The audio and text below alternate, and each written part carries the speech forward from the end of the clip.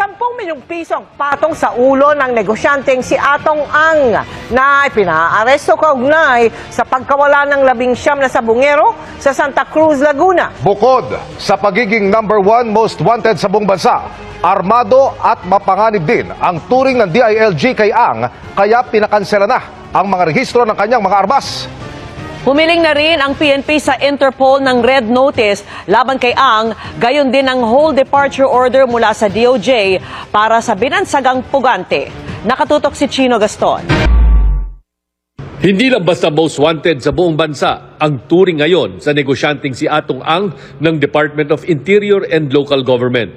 Mapanganib na rin ang turing sa kanya dahil sa pagiging armado umano.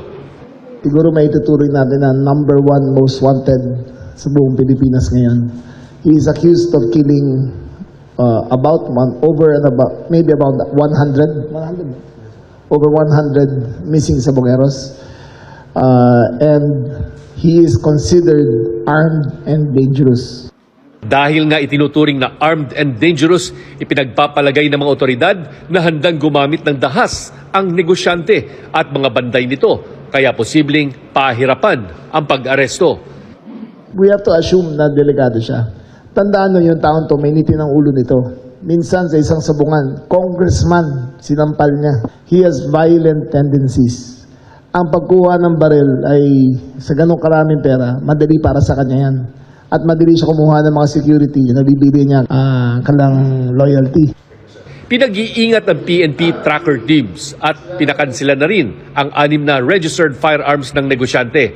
Bagaman posible pa rin umanong makapag-armas ito dahil sa dami ng pera ayon sa kalihim. Gagawin ng pulis ang lahat para proteksyonan ang sarili nila sa kakayahan ni Atong Ang.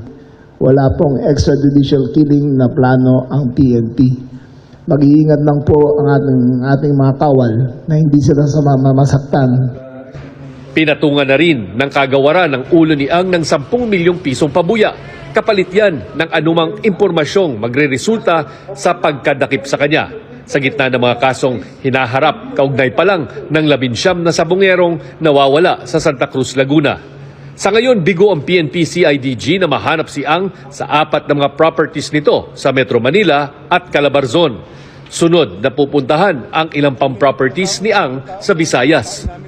Humiling na rin ang PNP sa Interpol na maglabas ng red notice laban kay Ang, bagaman naniniwala ang pulisya na nasa bansa pa ang negosyante.